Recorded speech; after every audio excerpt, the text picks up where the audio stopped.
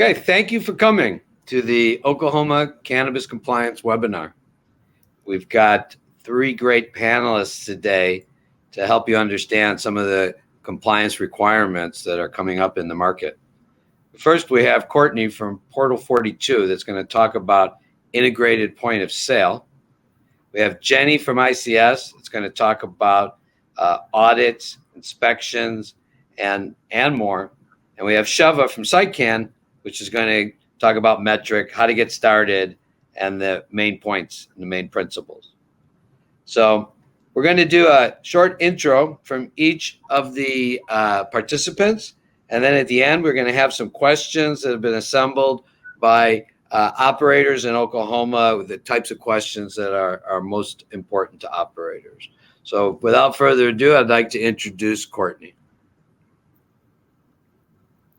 Hello, I'm Courtney with Portal 42. We are a software company, point of sale for dispensaries. So we really like to focus on making sure that your whole store is compliant from the second you bring metric products into your store and they leave with your customers. Portal 42 started in Detroit.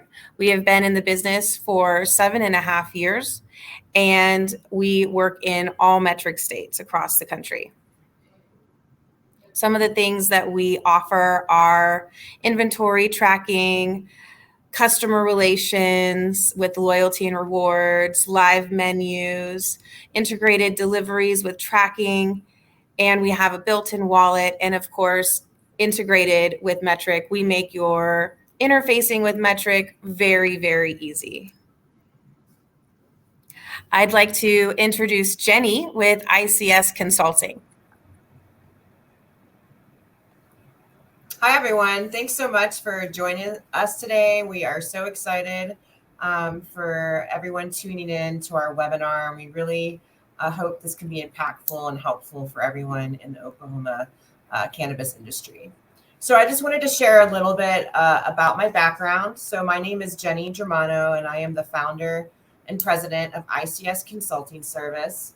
I got my start back in 2009 here in Denver, Colorado, basically operating and running medical dispensaries all the way up until 2014. And in 2014, I helped convert a medical operation over to a recreational dispensary and cultivation facility. And that's kind of when I realized there were all these gaps and issues happening around employee training and compliance. And so I took those 6 years that I worked as an employee in the industry, and then I converted it over to a consulting business in 2015. So I've been really fortunate to have 13 years total working in regulated cannabis. And you can go ahead and go to the next slide as well. And so basically Ics Consulting Service, based on my experience as an employee and also doing consulting over the last 7 years, is really about just going in and helping people focus and really uncover where their compliance gaps are in their business. I like to tell people I like to come in and look under the hood of their business, or pull back the refrigerator in the kitchen and kind of expose all those dust bunnies that nobody wants to face and clean. And so I kind of come in and come up with a plan on how to close those gaps through audits and inspections, as well as helping people create structure and implementing procedures such as standard operating procedures, and then lots and lots of training, just providing lots of compliance training for employees and managers, and also for licensed operators and the owners that run these businesses. And that's kind of a short summary of what ICS does. And so next, we're going to pass the ball on to Sheva. Hello, everyone. Thanks for joining our discussion about our beloved subject, compliance in the cannabis space. I'm Sheva, CEO and visionary for PsyCann Advisors. I've been in the cannabis industry for about 7 years. I've worked in many different facets of the industry and helping entrepreneurs, providing experience-based guidance, mentorship, and business strategy. PsyCann as a company is dedicated to providing solutions for licensees with their metric compliance because we've been there. We've been in your shoes. We've led teams, ran dispensaries and grows. We understand the training, the SOPs, the high turnover, and our favorite, the metric compliance. We aren't with metric itself, but we certainly know that program well. My goal for this presentation is to make you feel confident to start using metric and realize that you actually already have the tools that you need to get there. If you want to switch to the next slide. The first obstacle in metric software it's not itself. It's not understanding how to use the software program itself, but rather understanding and mapping out your business structure, the who, the how, the when, the where. Get organized. There's a learning curve to this software, so putting it in SOPs and training your staff is the great first step. And then you can see these 4 columns. These are the first 4 items that I think are the most important as you prepare to onboard metric onto your system. It's your people, your products, your process, and your policies, all very well organized in alliterative language. So with your people, the first, to really understand, who is responsible for metrics. So when you're thinking about getting your metric onboarded, it can be scary to look through the program and realize how hard it can be to run through it and do it properly. So when thinking about how you want to organize, consider who's going to be affected by metric. What are their roles in your business? Who's going to be doing the inventory management in metric every day? The best way to be successful is to have dedicated employees who specialize and focus on the metric work itself. People who are cultivators, they use a different part of their brain, right? And so I like to use that example because there's some people that are good at cultivating or certain parts of your business, and it's better to have somebody who's skilled in compliance and organization and metric and systems to be able to run your metric program. So, and then when you get started, inside metric, add your employees. That's the first step in metric, is to add your employees. Who's running what? Who's touching metric? Who's managing it? Who's organizing it? Who's overseeing the whole thing? And so that's your people. Your products, this is a really important one. We call them naming conventions. What are your naming conventions? How are you organizing your products in your system? I like to give a bad example as to what a poor naming convention is to understand maybe better how to think about the big picture of your process. And, what is RG100S? That's a naming convention that I've seen in Colorado, and I laugh about it. And maybe as the person who created that, I know that it's a raspberry gummy that's 100 milligrams in sativa, but the people receiving that product don't know that. So think about what you're naming your products and how you're organizing all of the products that you are putting into your system. Okay, your process. Have you considered what systems you're using? Do you have your SOPs? I know Jenny's going to talk a lot more about SOPs. Getting your organization in place, even if it's just simply writing it down and understanding it on a really basic level. Getting all of that organized is a really important process to getting your metrics started. And then, of course, the policies. Last thing I want to say about that, remember that OMA is the one who makes the rules, not metric. So stay on top of what OMA is doing and recognize how it relates to what you need to do in metric itself. Because the state will change things. Some of those functionalities might change in metric, and you need to understand what they are before you miss that and all of a sudden are weeks down the line doing things the old way. So with that, that's a basic overview of what I wanted to share. Metric is easier than you think and accessible to people who are ready to take management of their business. So I think that's the end of our intros, and wanted to move on to some questions. I think we're going to ask some general questions that a lot of license holders in Oklahoma have asked. Thanks, Sheva. That was great. And I think that, clearly metric is the thing that's looming over everybody's head. And, I think that's why it's important that we brought all three together at one time, because metric is the impending doom when it comes to the regulations that are coming. But getting to the point where you can use metric properly requires integrated POS, fantastic compliance audits. It's all part of the package. So we do have a bunch of questions. And so I'm going to get started right away with the questions. The first one is for you, Courtney. And the question is, why do I need a point of sale system and metric? What's the difference between those two things?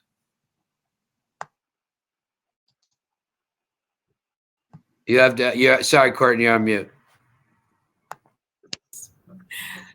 So sorry about that. The first thing in regards to that question is that metric was not designed to be a point of sale.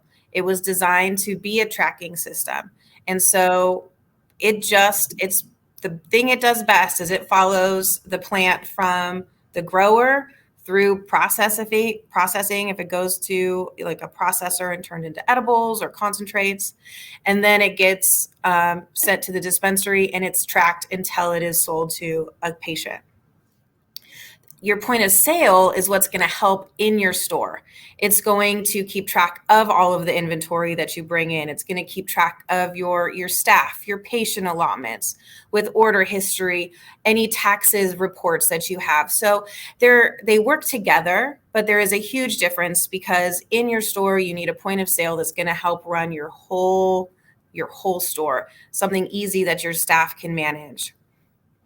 Most point of sales make an interface with metric that's pretty easy, where if you have to go in and make adjustments in metric, you can normally do that right in your point of sale. So you're going to use metric to bring inventory into your facility when you accept it through a transfer. And then from there, everything's going to be handled from the point of sale while it's tracking it in your store and out the door when it goes out with your patients. Great description. Thank you, Courtney. And next question's for you, Jenny. And I think this is a question that a lot of people are asking is, what is actually going to happen to our operation if we don't get compliant by the May 26th date? Yeah, I'm sure a lot of people are wondering this, and it's a great question. So, one of the things, I highly recommend for everyone to start with is going to the OMMA website and making sure that you go to their metric landing page. And at the end of this presentation, we're going to have a resource slide that provides those links, as well as some additional information we'll be sending out to everyone that registered for this event. And we'll be handing out those PDFs with additional resources for you guys to get access to this information.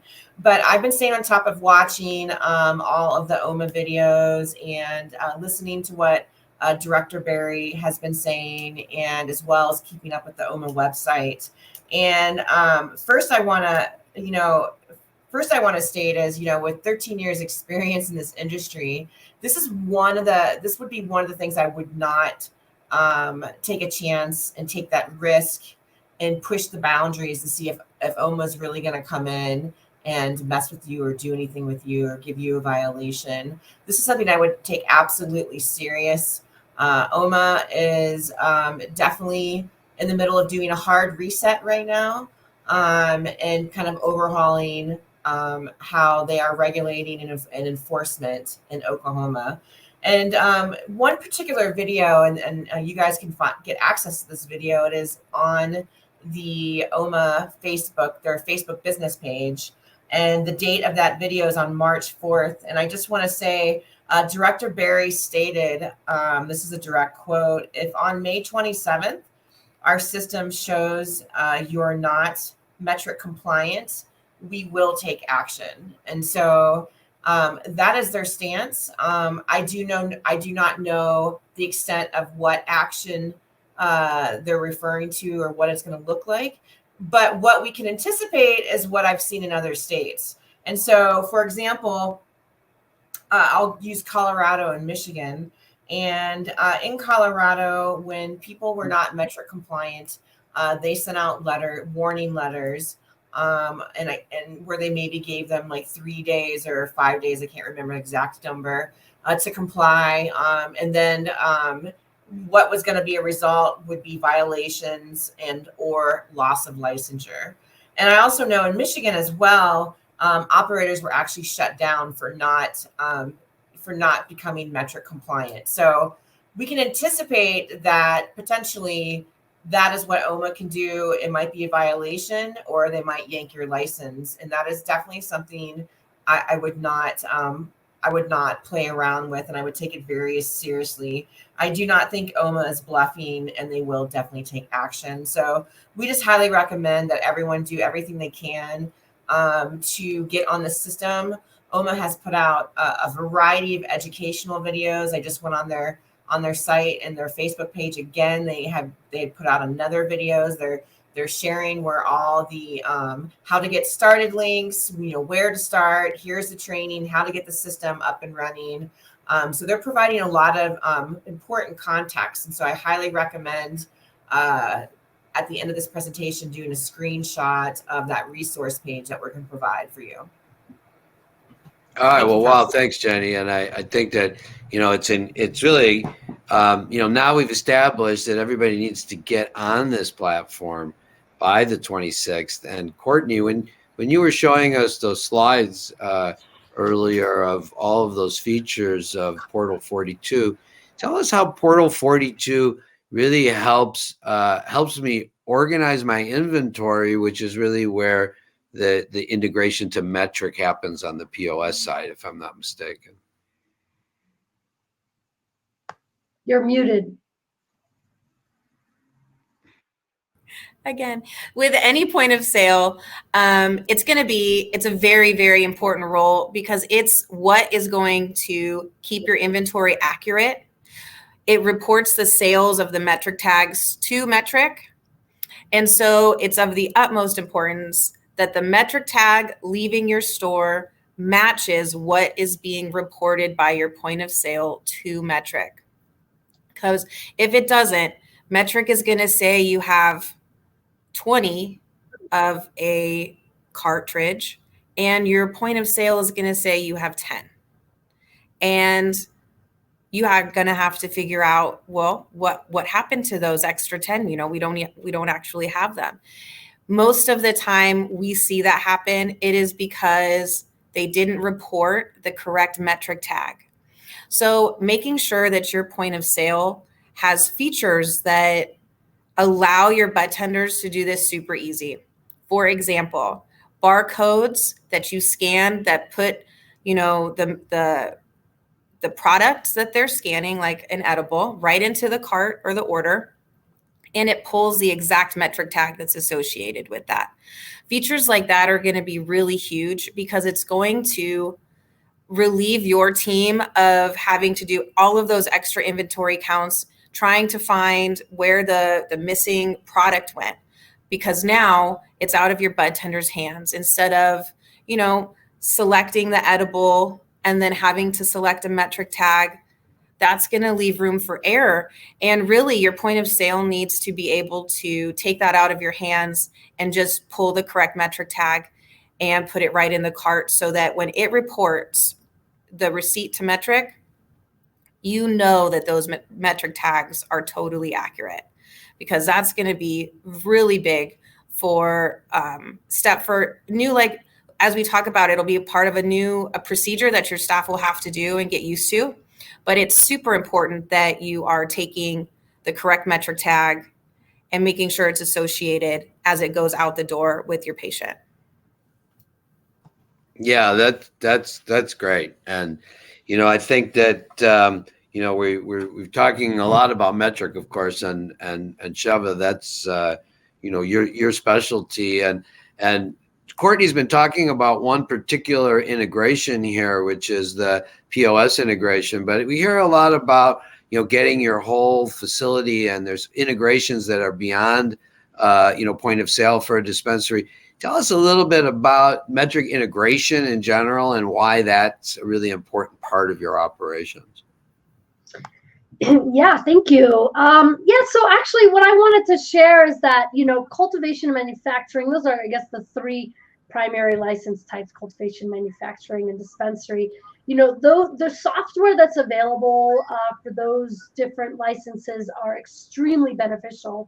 But one thing I really do want to emphasize is that you really, even though a lot of these softwares speak about integrations into metric, you still need to understand metric itself, because there are functionalities that even metric can't do that a POS can do. Well, that's for POS, but for other softwares that you can't do. Like one example is you can't submit a manifest. So that's something that you can't do with other softwares, and you have to do that inside metrics. So the key thing to look for is a system that you're comfortable with and integrates with metric as fully as possible. However, some functionalities won't work in other software. So when I, as a focus on metric, what I want to emphasize is that a lot of softwares help you run your business, but at a high level, and at a high level they integrate well with metric, but you still need to have metric mastered. And then of course the big takeaway about that is that the state only cares about metric. Like they have a relationship with metric. And so if let's say your API key integrations break down, now your software isn't connected to metric anymore. How are you going to fix that? So at the end of the day, it's the way your company functions with metric that matters. And like I said, a couple areas that other softwares won't do, so you need to understand. So metric offers some of the tools you need to start functioning, but they're not everything. So integrating with other softwares will give you certain values that like certain management of your inventory, certain management of your cultivation process.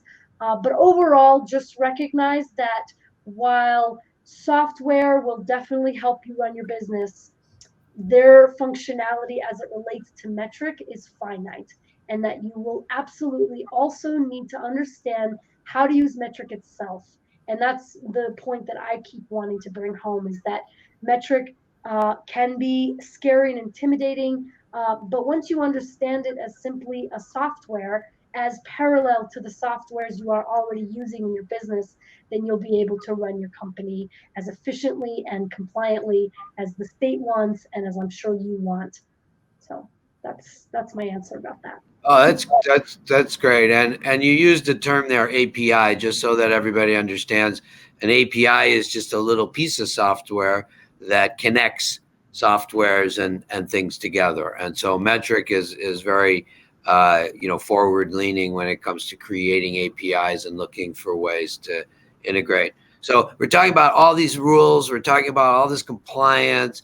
Of course, that means there's going to be violations to the rules, and people are going to get inspected, and things aren't going to be going well. So Jenny, what is the best way, from your experience in working in all these operations? How do you start disciplining employees and making them really understand that there's a new sheriff in town? Like what's your guidelines there in terms of points, tricks of the trade? Yeah, I definitely think with Director Barry at the helm, there is a new sheriff in town. And so I think it's a great opportunity for everyone just to take a deep look at how they're operating their business, and just kind of making sure they have all the right systems in place. And, number one, I think violations happen because of lack of training. When employees make mistakes, that would cause a violation. A lack of training, or a lack of structure or systems, even just a simple, having an ID scanner for a dispensary, so an employee, or the right ID scanner so they can catch someone trying to come in who's underage or whatnot, or making sure that things are getting scanned properly, and the medical cards are getting checked properly. But I would say first out of the gate, my number one rule is having an employee handbook in place. That is really that's really the ship that's housing everyone, and if you don't have that employee handbook in place, you're going to have issues. And if there's not the proper training in place, that's when employees can make really costly mistakes. So I would say that first off, that's going to be the biggest support system, is having that in place.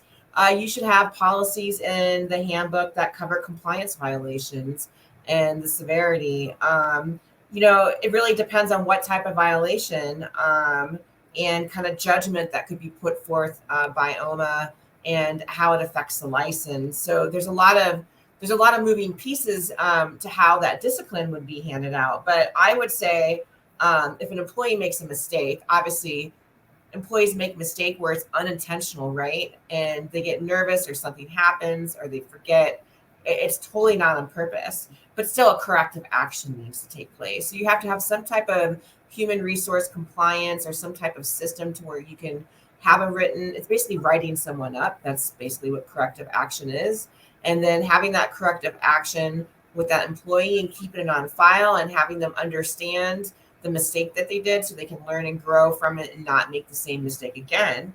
But then obviously if we have an employee that's doing something with malintent, right? They're disgruntled. They're going to say, hey, I'm going to go in and maybe something, this is really important for metric too, is like you have to have when your employees are in the metric system, you have to have them locked down. The administrator needs to lock everyone down, because if you do have an employee that wants to be disgruntled, they could go in and they could wreak havoc on the system, of course, under their own identification, which would not be really good. But I have seen stuff like that where employees have gone in and messed with the metric system.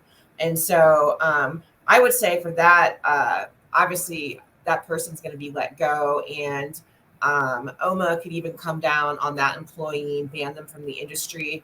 I know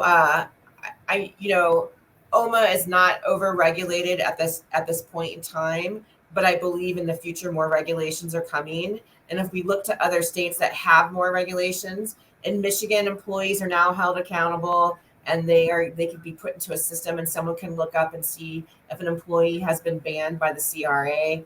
In Colorado, many employees out here in Colorado have lost their government badges, and they are not allowed to work in the industry. And that could be from something they did illegal in metric. It could be for theft. It could be for letting someone in a dispensary under the age of 21.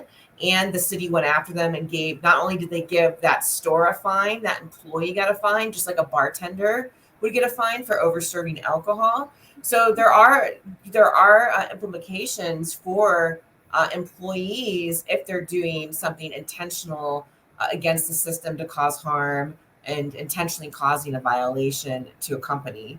So it's just something to think about. And at the end of the day, no matter however you're doing business, you should really document everything when it comes to employees. So if you're going to give, I would stay away from all verbal accountability conversations. I would document those conversations. I would have more than one person in the room when you're disciplining an employee. There should always be a witness around, so it can't be a he said, she said situation. That's a really typical HR tip right there.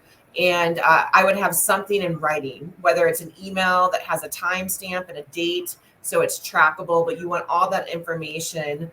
You don't want to do hearsay or verbals, because then it gets really cloudy and it's really hard to mitigate the situation. So, but no matter, like I said, if it's a corrective action, or someone's being fired or let go because they caused a violation, 100% document. I would document everything. I want you to continue a little bit on the question of, you touched on in the beginning, you started to talk about, that the SOPs, the standard operating procedures that the employees would follow when they're doing it. Talk to me a little bit about operational SOPs and why it's so important to have SOPs when it comes to integrated systems like the type we're talking about. Yeah, it's really important. SOPs in general for any type of cannabis operation is important. But when we get into the dispensaries, my thing has always been the employees in a dispensary, right? They are truly the gatekeepers of compliance. They are the last item that the process hits, right? So when you're at the store, before it goes to the customer, it goes to this last employee. So essentially, they really are the gatekeeper in making sure that all these things are going the way they're supposed to, and that these important checks are in place and balances are in place. So that's where the SOPs come in these type of situations. So if you're lacking SOPs, you're going to have all kinds of issues. You're going to have people risking getting violations. It's going to be every man for himself. There's not going to be a lot of structure in place in the business. You're going to have a lot of turnover of employees because there's no systems in place for them to thrive and know what they're actually supposed to be doing. So it's very vital. And then we have these tracking systems, right? These mandated, you have to have a POS system. You're not going to be able to write hand tickets anymore in Oklahoma. And we went through something similar in Colorado where lots of people were writing hand tickets and there was no tracking system in place. All those old ways of doing it had to go out the door, right? Because now you have these integrated systems and you're mandated to use this seed to sale tracking software. And so that's the SOP is really, really important because employees have to understand, exactly how am I supposed to use this? How am I supposed to use the POS system, or how am I supposed to use metric? It's more than training. It's something that's digestible that they can look at and read and try to learn on top of the training. And just some examples. And I'm going to end up passing the baton here shortly, but some SOP types for a dispensary would be like opening and closing procedures, daily tasks, health and sanitation, security and situational awareness, SOPs on the products that you're selling in your dispensary, SOPs for your integrated systems such as POS and metric, and then the handbook that I talked about and the job roles. What employees in your dispensary is it in their job? It's part of their job role that they're actually physically touching metric, or who's not touching metric, who's in metric. How is that system working through all the employees, and then also customer compliance. What are the regulations around how we're serving customers and the Oklahoma medical registry card, and those are just really important. But I think it's probably one of the most important SOPs that you should have amongst a bunch of other ones. But really understanding, how am I using the seed to sale tracking software? Because you're being watched. Essentially, the government has access to the back end that none of us get to see. We just get to see the front end as users, and so you have no idea what it looks like on the back end. You have no idea what they're seeing, and it's just something not to be messed with. And it's really important to have those SOPs in place. And I think I'm going to pass some more. Yeah, I think I'm going to ask Sheva to expand on the question of the metric SOP. To me, it sounds like metric is a software. I don't have an SOP that tells me how to use QuickBooks. I just follow the software, the instructions on the screen. Tell us a little bit more about why SOPs for something like metric are important, and how your company helps people manage that. Yeah, absolutely. There's a couple bullet points that I think are really crucial. Cannabis industry, like so many others, is no stranger to high turnover. Save yourself and your management team the headaches of training from scratch, because metric is so nuanced. You don't want to have to reteach somebody who's never touched metric or is new to the cannabis industry. I imagine with Oklahoma's young industry, a lot of the bud tenders and the grow hands are all maybe first-time cannabis employees. So having SOPs for metric is the next best thing to having somebody like me over your shoulder and actually teaching. So that's the biggest one.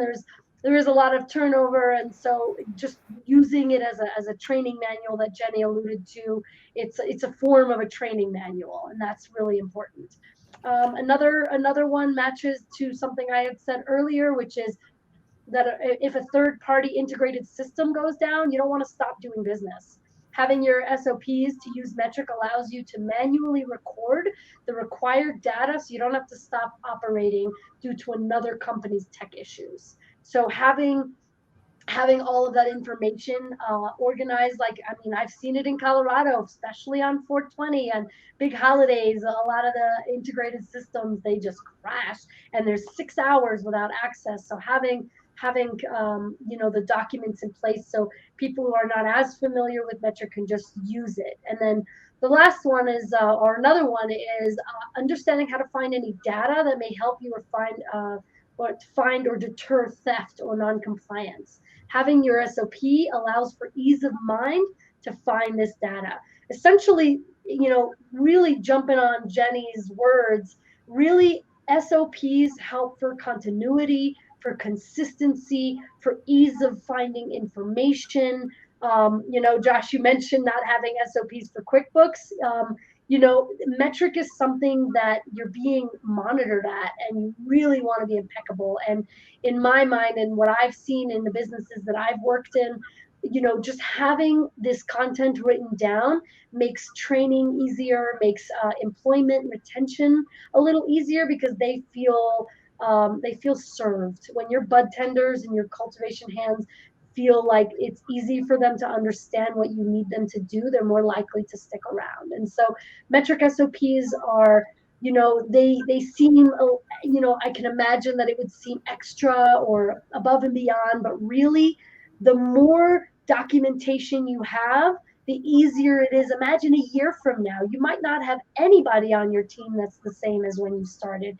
And so having all of that in writing means you don't have to spend a week retraining and getting all that information you need. So that's just to jump on that bandwagon. I really recommend getting as much documented as you can. And we, of course, Jenny and my company PsyCann, we help craft these, really make them really professional. But you can just start with a Google Doc and a couple of bullet points. Start simple and recognize that bringing in your professionals will help take what you already know and your mission for your business and make it that much stronger and systemized. So somebody who's going to start working for you in 2 years can do the same work that somebody who started the company at the very beginning does. And so I highly recommend SOPs of all kinds, Metric SOPs, since that's what the state is going to use. It's really, of all of them, that one is really valuable for continuity and consistency and accessibility to the new employees that you're bringing on in the coming months and years. Wow. So, we're using this integrated POS, not the one that crashed. We're using Portal 42, right? So we're using Portal 42. We've got this integrated system. We just went through 420. We made all this money. We've got, everybody's excited. And now inspection's going to come. So, we've been trying to keep it all clean with Metric. We've got stuff. We've got lists. We got Portal 42, so we're integrated. So, but how do we really get ready for an inspection? Like, what is it? How do we get ready for that? What does it mean when the inspectors walk through the door? So, Jenny, what do we do to get ready for an inspection? Great. Really good question. And, just to throw it out there, OMA will be inspecting you. Essentially, they would like to have all the licenses inspected by December of 2022. So I would expect them to be knocking on your door. I've already talked to a couple people that have been inspected, and they not essentially getting violations, but basically almost like a work order. Here are some things that you need to fix, and you must come in compliance with a certain amount of time, and we're going to check back to make sure that you did it. So you do want to make sure you're prepared. There's not going to be a way to skirt the system. They are going to come into your facility. They are, I know they are hiring more and more people over at OMA to do these inspections. So it is going to happen. So instead of sitting and waiting for it to happen and for someone to come in and tell you what you're doing wrong, I would really highly recommend everyone be proactive instead of being reactive in this case. Being reactive is waiting for someone to come in and tell you what you're doing wrong, and then reacting to them telling what you're doing wrong. And so being proactive is getting tackling this now, not taking it apart and putting it into different buckets of compliance, I like to call it. So the first place to start is self-auditing. And you could say, well, Jenny, I don't even know how to self-audit. And that's totally fine and normal. There's a lot of people who don't know how to self-audit.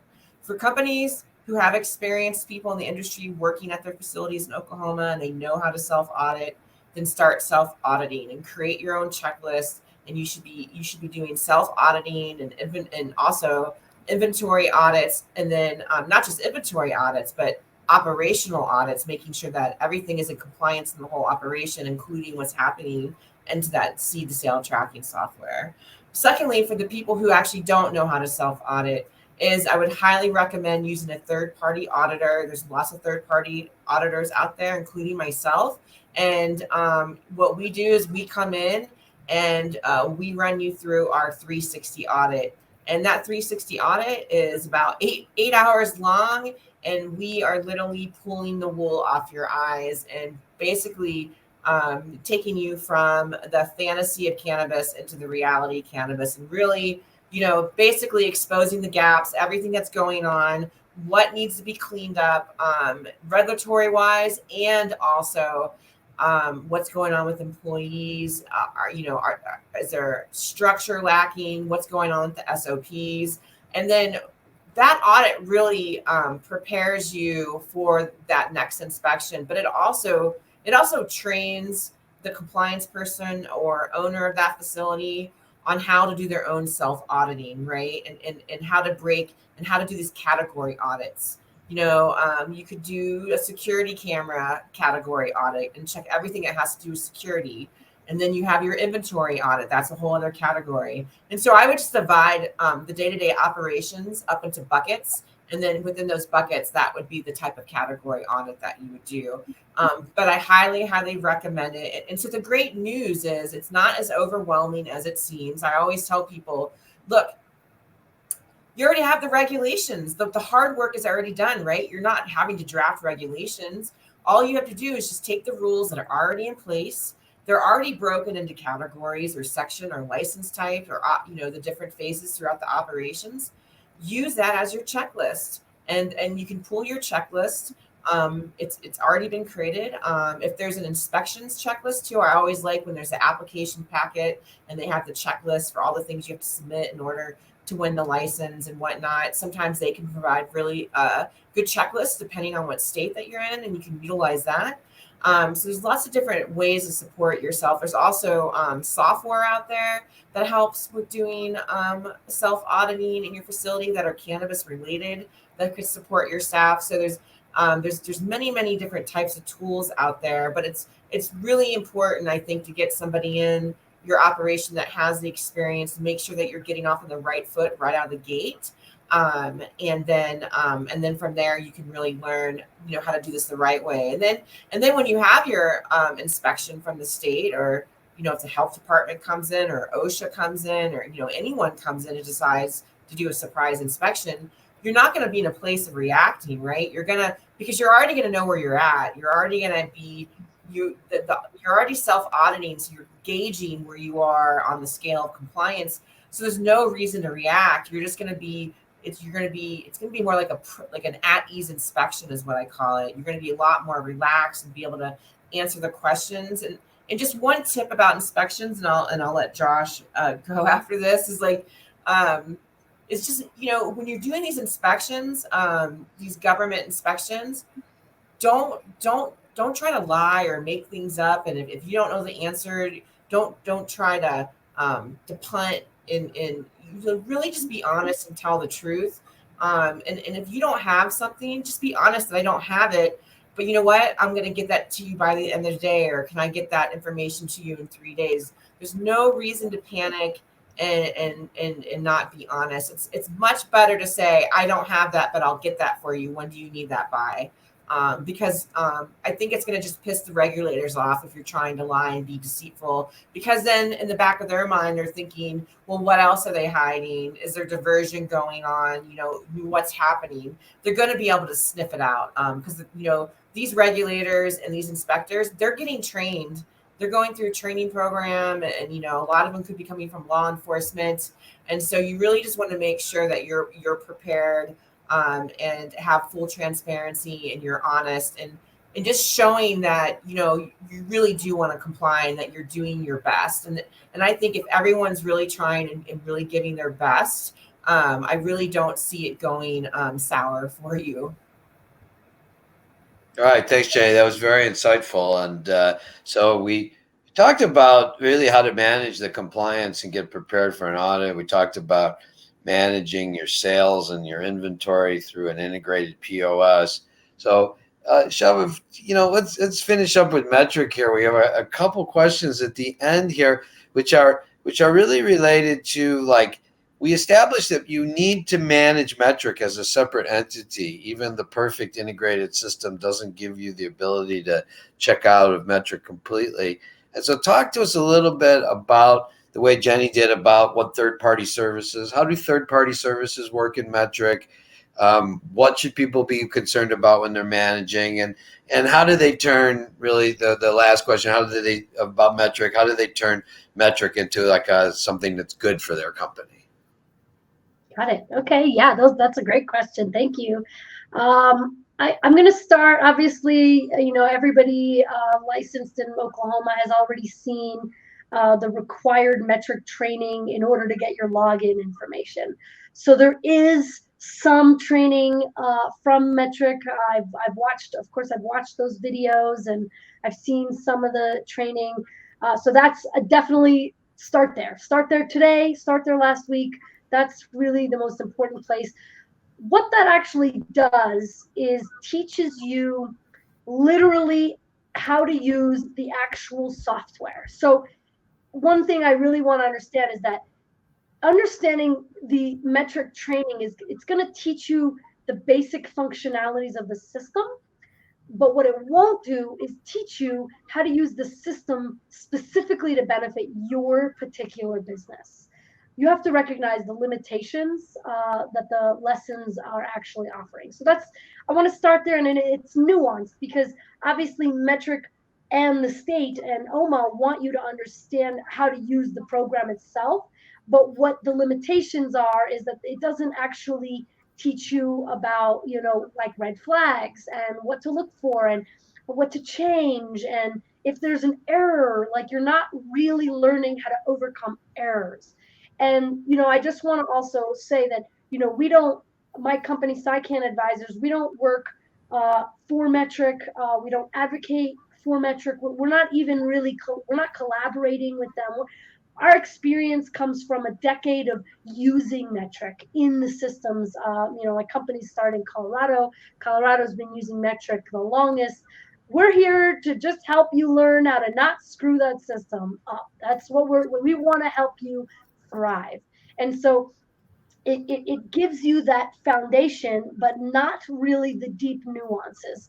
And really, like hiring a company like PsyCann, where we can come in and actually sit with your team and actually go through real life scenarios, real product input, real efforts, real problems, really explaining where your software stops and where your metric starts. Getting those services tailored to your business, that's really important.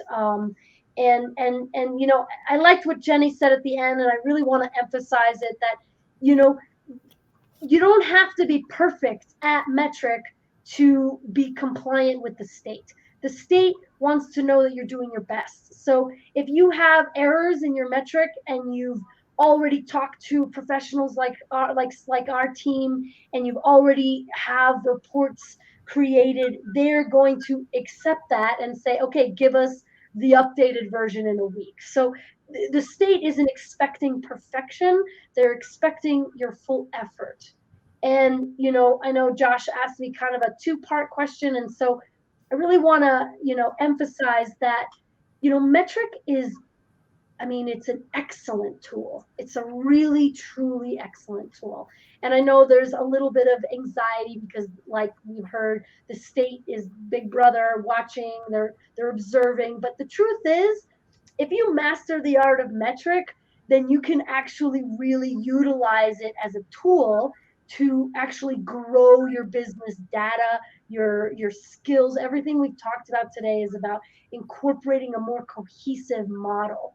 So I have a couple of points I want to bring up that I'll speak to kind of quickly. A couple of line items that really speak to the benefits of metric as a service to your company. So obviously, it reduces illegal behavior. That's the most important one. By implementing metric, you can vet and vouch for where all your product is. Is it all the product that came in from your grow? Is that exactly how much product got sold, or did some get diverted? And then you'd have the actual platform to see that and to recognize that. Another line item is that metric improves safety. Obviously, everything in your metric has to be tested and verified, and so you know that there's concise and clear testing, potency, microbials, heavy metals, all of that is inside metric because you cannot send anything unless it's been tested. So that's a really good value. I mean, that one thing we love about the legal cannabis industry is that we can justify quality. We're not old school 1980s style getting moldy weed. It's quality, and we can vouch for that. Another point is enable central control and monitoring. As the owner, license holder, you really want to have the data. The data is accumulated and assessed, and it improves the compliance around cannabis, around the whole industry. So now the state can see what's happening as an industry collects information. Another point, balances privacy and transparency. While data might be accessible to the enforcers and authorities, it's completely private from business to business. So transactions, sales, and other operations are not shared, one individually owned to the next. So your information is private. Collects crucial data. I mean, that's great. I mean, the price of flour over 5 years, isn't that something you would want to know? That's something that metric collects. That's his information that you can understand what products. You can look through your metric and see if your vape pens are selling really well, or if your consumers prefer edibles or flour. You can really understand data. Data is really a deep value in business growth and development. Another quality is that it's online. You can access it from anywhere. That's really valuable, that it's not something that you need to be in your facility to touch on, and that really makes it something that gives you accessibility. You can check your metric while you're on vacation. Not that you should, but you can. You have the capacity to manage your metric, your metric portal from anywhere in the world. And then, of course, flexibility, as we talked about earlier, it integrates well with Portal 42's POS system and other integrated programs for your cultivation and manufacturing. And so because of that high integration value, there's a lot of other softwares you can use. So really my intention for this, for being on this panel, is to help alleviate some of the anxiety, help recognize that this is a really valuable tool that you can use to help you augment your business and actually use it to your benefit. So that's what I want to offer. And then, of course, PsyCann advisors can help you with all of the pieces that are gaps in your system to be able to help onboard it, reconcile if there are errors. If your compliance check came back with a lot of errors, that's something that we can support you with and want to continue.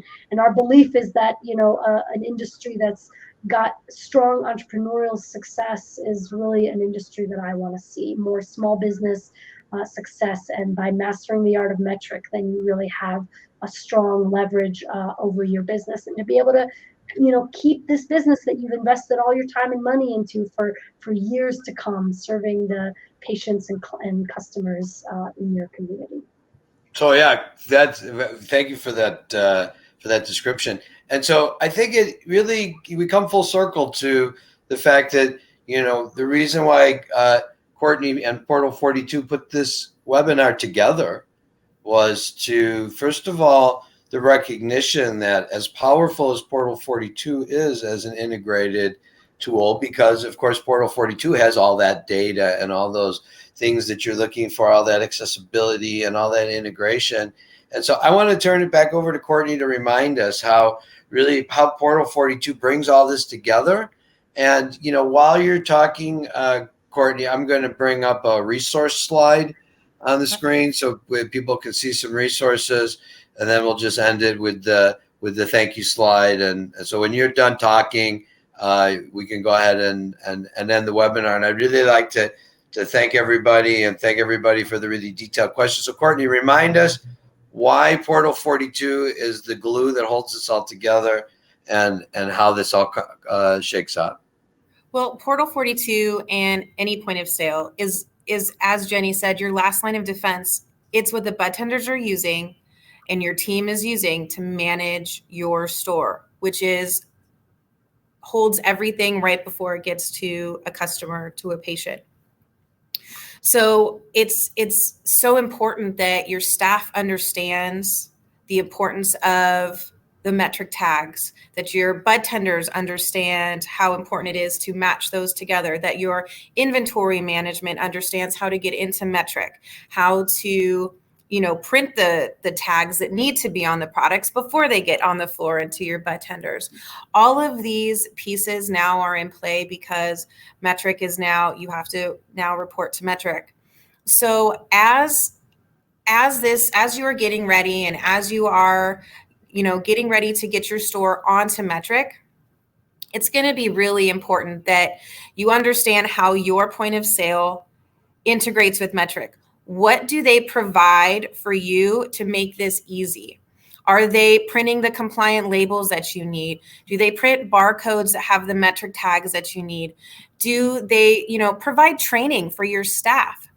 With Portal 42, we make sure and train all of your staff. All of our team members have worked in dispensaries, understand metric, have run, many different facets of being in the cannabis industry. So we always make sure like your staff is totally trained, and that's huge.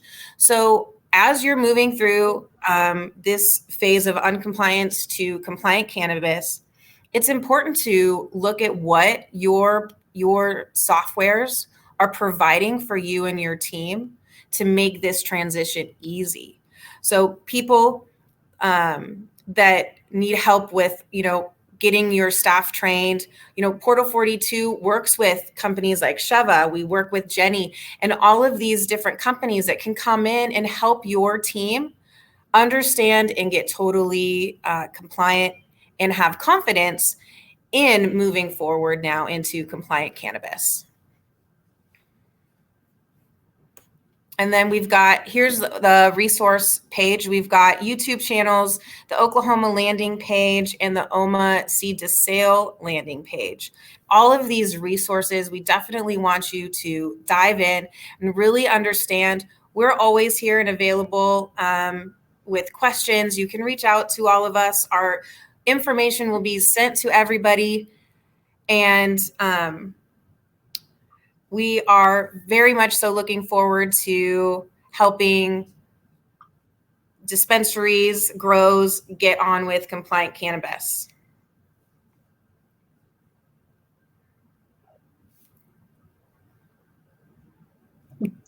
Yay. Thank you. Thank you, Jenny, Courtney. You guys are